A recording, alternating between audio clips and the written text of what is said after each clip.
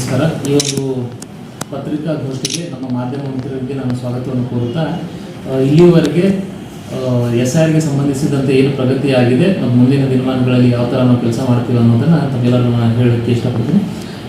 ಹುನಗುಂದ ಮತಕ್ಷೇತ್ರ, ಹುನಗುಂದ ತಾಲೂಕು ಮತ್ತು ಇಳಕಲ್ ತಾಲೂಕು ಎರಡನ್ನೂ ಕೂಡಿಕೊಂಡು ಹುನಗುಂದ ಮತಕ್ಷೇತ್ರ ಇದೆ. ಸೊ ಇಲ್ಲಿ ಈಗಾಗಲೇ ನಾವು 80% ಪ್ರಗತಿಯನ್ನು ಮಾಡಿದ್ದೇವೆ. ಈಗ ನಾವೇನು ಎನ್ಯುಮರೇಷನ್ ಫಾರ್ಮ್ಸ್ಗಳನ್ನು ಜನರಿಗೆ ಮನೆ ಮನೆಗೆ ಹೋಗಿ ಕೊಟ್ಟಿದ್ವಿ, ಅದರಲ್ಲಿ ನಮಗೆ 80% ಫಾರ್ಮ್ಗಳು ವಾಪಸ್ ಬಂದಿದೆ. ಸಪರೇಟಾಗಿ ಇಳಕಲ್ ತಾಲೂಕಿಗೆ ಸಂಬಂಧಿಸಿದಂತೆ ನಾವು ಮಾತಾಡಬೇಕಪ್ಪ ಅಂತಂದರೆ, ಇಳಕಲ್ ತಾಲೂಕಿನಲ್ಲಿ ಇರೋದು 1,43,739 ವೋಟರ್ಸು. ಸೊ ಇವರಿಗೆ ನಾವು ಮನೆ ಮನೆಗೆ ಹೋಗ್ಬಿಟ್ಟು ನೋಂದಣಿ ಫಾರ್ಮ್ಗಳನ್ನು ನಾವು ಕೊಟ್ಟಿದ್ದೇವೆ. ಸೊ ಇದರ ಪೈಕಿ ನಮಗೆ ಈಗಾಗಲೇ 1,10,10,341 ಫಾರ್ಮ್ಗಳು ವಾಪಸ್ ಬಂದಿದೆ. ಸೊ ಇದು ಸರಿಸುಮಾರು 76.76% ಆಗಿದೆ. ಆಮೇಲೆ ಮುಂದುವರಿದ ಭಾಗ ಏನಪ್ಪ ಅಂತಂದರೆ, ಇದರಲ್ಲಿ ನಮಗೆ 12,837 ಮತದಾರರು ಈಗಾಗಲೇ ಇದರಲ್ಲಿ ವರ್ಣ ಹೊಂದಿರೋರು, ಆಮೇಲೆ ಬೇರೆ ಕಡೆ ನೋಂದಣಿ ಆಗಿರೋರು ಖಚಿತವಾಗಿ ಅವ್ರ ಮಾಹಿತಿಯನ್ನು ಪಡೆದುಕೊಂಡು ನಾವು ಅಪ್ಡೇಟ್ ಕೂಡ ಮಾಡ್ಕೊಂಡಿದ್ದೀವಿ.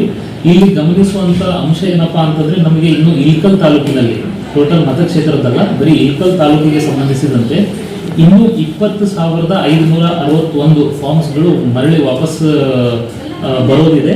ಸೊ ಈ ಮಾಧ್ಯಮದ ಮುಖಾಂತರ ನಾನು ಎಲ್ಲರಿಗೂ ಕೇಳ್ಕೊಳ್ಳೋದೇನಪ್ಪ ಅಂತಂದರೆ, ಚುನಾವಣಾ ಆಯೋಗದ ಡೈರೆಕ್ಷನ್ ಪ್ರಕಾರ ಕೊನೆಯ ದಿನಾಂಕ 8ನೇ ತಾರೀಕು ಆಗಸ್ಟ್ ಇದ್ರೂ ಕೂಡ ತಾವು 8ನೇ ತಾರೀಕುವರೆಗೂ ವೇಟ್ ಮಾಡೋದು ಬೇಡ.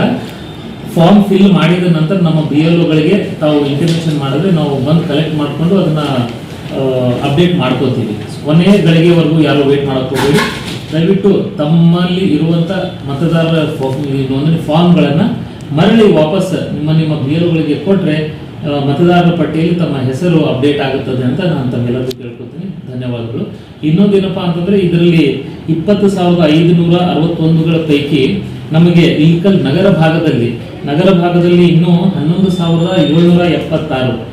ಸೊ ನಮ್ಮ ಇಳಕಲ್ ನಗರದ ಎಲ್ಲ ನಿವಾಸಿಗಳಿಗೆ ನಾನು ಕೇಳ್ಕೊಳ್ಳೋದೇನಪ್ಪ ಅಂತಂದರೆ, ಆದಷ್ಟು ಬೇಗ ನಮ್ಮ BLOಗಳು ಎಲ್ಲರೂ ಮನೆ ಮನೆಗೆ ವಿಸಿಟ್ ಮಾಡ್ತಾ ಇದ್ದಾರೆ.